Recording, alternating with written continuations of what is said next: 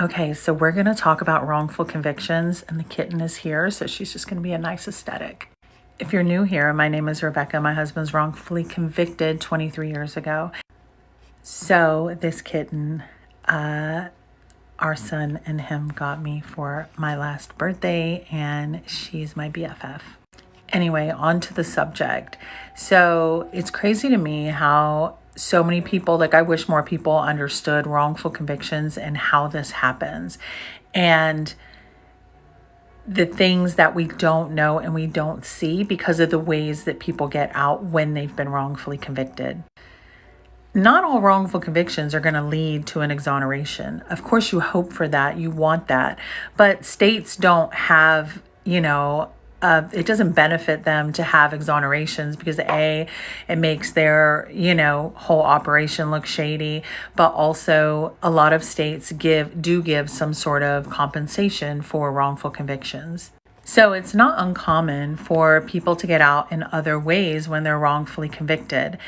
And there's a couple different things, like you could and I'm sure there's more than I'm going to name here because I don't know all of the possibilities, but I know there's like an Alford plea. I believe you can say that you're innocent still, but you take a plea, and I'm sure that that's something people put on the table. Just pleas of time served. Obviously,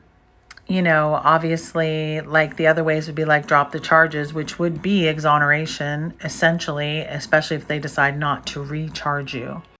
So imagine that you've been in there for 20 something years and people are like, oh my God, 20 something years. There's no way they haven't proved it yet. It does happen. It happens a lot. Just get on the internet, just do just the tiniest bit of research, and you'll realize that that's not an outlandish time frame.